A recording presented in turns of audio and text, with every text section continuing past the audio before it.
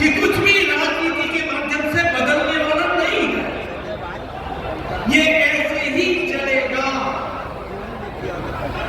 ये राजनेता ऐसे ही करेंगे, कुछ नहीं बदलने वाला है। ऐसे ही समय गुजरेगा। 10 साल साधारण व्यक्ति के मन में ये बैठ गया। लेकिन देखिए 10 साल के अंदर मोदी जी के नेतृत्व में क्या फर्क आया कि आज साधारण व्यक्ति इस संकल्प के साथ आगे चल पड़ा है कि नहीं, भारत बदल रहा है और आने वाले समय में विकसित भारत बन करके रहेगा। इस संकल्प के साथ आगे बढ़ेगा। ये फर्क। एक समय में राजनीति क्या थी? अगड़ा है कि पिछड़ा है। मैडम राजनीति, काम को करके देने की राजनीति। हम लोगों ने अपने मैनिफेस्टो में जो कहा पिछले 10 साल में, उसको पूरा ही नहीं किया। जो कहा था वो पूरा किया, जो नहीं कहा था वो भी करके दिया है। इस बात को भी हमको ध्यान रखना। इसलिए मित्रों, मैं ये कहना चाहता हूं कि आज राजनीति जब बदली है तो वह बदल करके साधारण मानवी के लिए बदली है। मैं यहां ये भी कहना चाहता हूं कि देश कितना बदल गया। आप राजभूषण चौधरी को चुनाव जिता करके भेजेंगे, लेकिन आप भेजेंगे ये आप सही काम इसलिए करेंगे क्योंकि मोदी जी के नेतृत्व में आपको समझ में आना चाहिए कि 11 साल पहले भारत की अर्थव्यवस्था 11वें नंबर पर खड़ी थी। आज कोरोना की मार के बाद, यूक्रेन के युद्ध के बावजूद भारत ने मोदी जी के नेतृत्व में एक लंबी छलांग लगाई है और 11वें नंबर से आज हम 5वें नंबर की अर्थव्यवस्था बन गए। 5वें नंबर की अर्थव्यवस्था। और आप राजभूषण चौधरी को चुनाव जिता लिया। मित्रों, ये चुनाव सिर्फ राजभूषण चौधरी निषाद का नहीं है। यह चुनाव प्रधानमंत्री मोदी जी के नेतृत्व में विकसित भारत के संकल्प को पूरा करने का संकल्प का चुनाव है। और इसलिए चाहे राजभूषण चौधरी हो, चाहे हमारे एनडीए के अन्य प्रत्याशी बिहार से लड़ रहे हो या लोजपा के पास प्रत्याशी हो, सबका चुनाव जीतना उतना ही आवश्यक है जितना विकसित भारत के संकल्प को पूरा करना है। और इसीलिए मैं एक बात आपके सामने जरूर कहना चाहता हूं कि आज हम सब लोग बड़े खुशनसीब हैं कि हम लोगों ने 10 साल में भारत की राजनीति को बदलते हुए देखा है। 10 साल पहले हम जब राजनीति की चर्चा करते थे तो भारत का साधारण मानवी, भारत का साधारण आदमी राजनीति के प्रति उदासीन था। ग्रांट नेट में 3 लाख करोड़ रुपए बिहार को दिए गए। ग्रांट नेट में 3 लाख करोड़। और उसी तरीके से स्मार्ट सिटी में 2660 करोड़ रुपए बिहार को दिए। और मुझे खुशी है आपको बताते हुए कि भागलपुर, बिहार शरीफ, पटना और आपका मुजफ्फरपुर भी स्मार्ट सिटी में जोड़ दिया गया है और उसको विकास के साथ। मित्रों, उसी तरीके से हम मेडिकल कॉलेज, 8 मेडिकल कॉलेज पिछले 6 वर्षों में दिए गए हैं और उसके विकास की दृष्टि से बिहार में 3500 किलोमीटर नेशनल हाईवे सड़क बन रही है। आज वाराणसी से लेकर कलकत्ता तक, रांची से होते हुए, बिहार से होते हुए ग्रीन कॉरिडोर बन रहा है और उसमें लगभग 46,418 करोड़ रुपए खर्च हो रहे हैं। 1572 किलोमीटर की सड़क बनी है। और उसी तरीके से बिहार बिहार में 80 किलोमीटर की सड़क जो खिलौटू से लेकर के इमामगंज से होते हुए जाएगी, उसका भी काम चल रहा है। मित्रों, मैं यहाँ कहना चाहूँगा कि आपका रेल का बजट 9 गुना बढ़ा दिया गया है, 9 गुना बढ़ा दिया। ये मुख्य धारा में लाने का काम चला और उसी तरीके से लगभग 33 स्टेशन को वंदे भारत स्टेशन में दिया जा रहा है और उनको जोड़ने का काम चल रहा है। मुजफ्फरनगर में सोनबरसा नेशनल हाईवे 77, इसका भी काम तीव्र गति से चल रहा है और छपरा वाया पटना मुजफ्फरपुर को डायरेक्टली जोड़ने का काम भी नेशनल हाईवे में चल रहा है। मित्रों, ये सारे काम विकास की दृष्टि से हो रहे हैं। मैंने आपके सामने राजभूषण चौधरी को निशान को भेजने के लिए किस तरीके से मोदी जी ने काम किया है इसके बारे में विस्तृत विवरण रखने का प्रयास किया, लेकिन मैं आपको ये भी बताना चाहूंगा कि हमारे विरोध में कौन लोग खड़े हैं। हमारे विरोध में वो लोग खड़े हैं जो जिनको आपसे कोई लेना देना नहीं है, उनको अपने और अपने परिवार से लेना देना है। उनको आपसे कोई लेना देना नहीं है, उनको लेना देना है तो अपने भ्रष्टाचार से लेना देना है, घोटाले से लेना देना है। एक तरफ मोदी जी है, मैं नौजवानों की आवाज सुनना चाहूंगा, एक तरफ मोदी जी हैं जो कहते हैं लाल किले से कि भ्रष्टाचार को मिटाऊंगा और भ्रष्टाचारियों को जेल भेजूंगा। बोलो, करना चाहिए कि नहीं करना चाहिए? जरा जोर से बोलो, करना चाहिए कि नहीं करना चाहिए?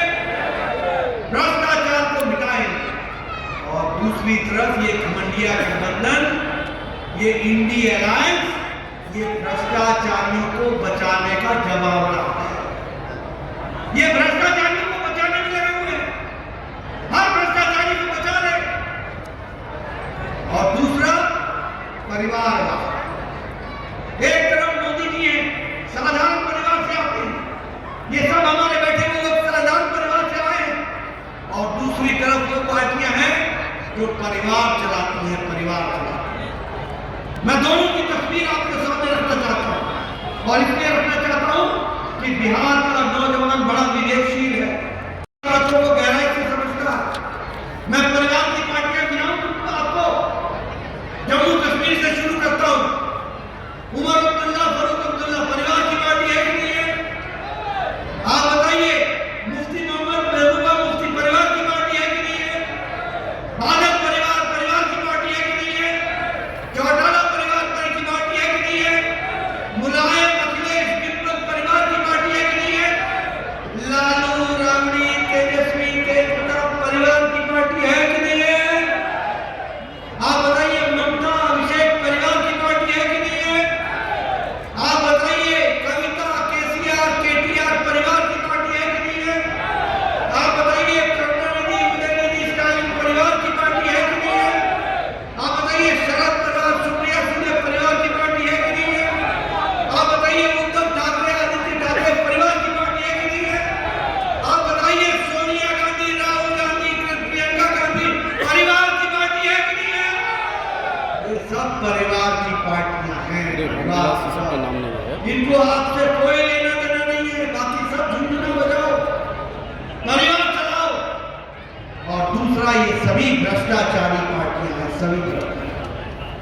बताओ, कांग्रेस ने कोयला घोटाला किया था कि नहीं किया था? बताओ, कांग्रेस ने चीनी घोटाला किया था कि नहीं किया था? बताओ, चावल घोटाला किया था कि नहीं किया था? बताओ, इन्होंने पनडुब्बी घोटाला किया था कि नहीं किया था? ऑगस्टा वेस्टलैंड का हेलीकॉप्टर घोटाला किया कि नहीं किया? 2G 3G का घोटाला किया कि नहीं किया? कॉमनवेल्थ गेम्स का घोटाला किया कि नहीं किया? आप बताओ, अखिलेश ने गोमती रिवरफ्रंट का घोटाला किया कि नहीं किया? लैपटॉप घोटाला किया कि नहीं किया? अनाज का घोटाला किया कि नहीं किया? बताओ, लालू चारा खा गया कि नहीं खा गया? आप बताओ, कतरा खा गया कि नहीं खा गया? जमीन के बदले नौकरी खा गया कि नहीं खा गया? आप बताओ, ममता ने टीचर भर्ती में घोटाला किया कि नहीं किया? आप बताओ, ये कविता ने शराब का घोटाला किया कि नहीं किया? अरविंद केजरीवाल ने शराब का घोटाला किया कि नहीं किया? दवाई का घोटाला किया कि नहीं किया? ये घमंडिया अलायंस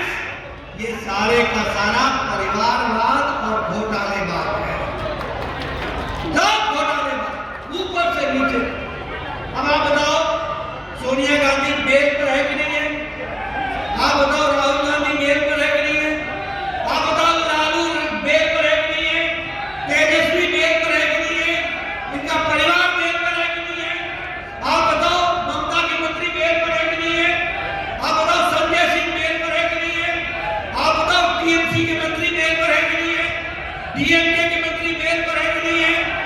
आप बताओ, अरविंद केजरीवाल जेल में है कि नहीं है? आप बताओ, मनीष सिसोदिया जेल में है कि नहीं है? आप बताओ, सत्येंद्र जैन जेल में है कि नहीं है? आप बताओ, आजम खान जेल में है कि नहीं है? आप बताओ, बाकी ये सारे मंत्री जेल में है कि नहीं है? ये या तो बेल पर है या जेल में है। ये सारा कुंभा है। ऐसे लोगों को आगे आने दोगे क्या? जब बताओ भैया, ऐसे लोगों को आगे आने दोगे क्या? जोर से बोलो, हाँ या ना। आने दोगे क्या? मित्रों, इनको आपसे कोई लेना देना नहीं। अब कुछ दिन पहले इन्होंने नया षड्यंत्र किया। नया षड्यंत्र क्या किया कि हम प्रॉपर्टी का, हम आमदनी का, हम वेल्थ का रीडिस्ट्रीब्यूशन। क्या रीडिस्ट्रीब्यूशन करेंगे? प्रधानमंत्री मोदी जी ने बहुत अच्छे तरीके से बताया। इनकी नजर महिलाओं के मंगलसूत्र पर है। इनकी नजर आपके घर में जो आपने पैसा कमाया है उस पर है। ये खुद भ्रष्टाचारी और दुनिया को शपथ देने चले हैं और दुनिया का धन लूटने चले। बोलो, ऐसे लोगों को आगे आने दोगे क्या? आगे आने दोगे क्या? और नया एक और इन्होंने रचा। क्या रचा? भीमराव अम्बेडकर भारत रत्न में संविधान में लिख दिया है कि कोई भी आरक्षण मजहब के आधार पर नहीं। ये चाहते हैं कि पिछड़ा, अति पिछड़ा, दलित, महादलित, इनका आरक्षण छीन कर मजहब के नाम पर दे दिया जाए। बोलो, ऐसे लोगों को आने देना है क्या? मित्रों, याद रखना, जब तक कमल खिलेगा, जब तक मोदी जी हैं, जब तक भाजपा है, कोई दलित, महादलित, कोई पिछड़ा, कोई अति पिछड़ा, किसी का भी आरक्षण नहीं जाने दिया जाएगा। वो आरक्षण उसको मिलेगा, उसकी चिंता। लेकिन ये लोग आपके हक हकूक पर डाका डालने की साजिश करते हैं। इसलिए मित्रों, मैं एक ही बात कहने के लिए आया हूं। मुजफ्फरपुर का विकास हो रहा है, आगे और विकास होगा। आप बताइए, हाईवे की सड़कें बन रही है कि नहीं बन रही है? आपने 10 साल में फर्क देखा कि नहीं देखा? आपने देखा कि ऑल इंडिया मेडिकल सर्विसेज अच्छे से काम करने लगा है? आपने देखा विकास हुआ है? ये सब लोग आज इसको आशीर्वाद देने की आवश्यकता है। आपका आशीर्वाद मिलेगा और राजभूषण चौधरी निषाद जी को आप चुनाव जिता के भेजेंगे। यही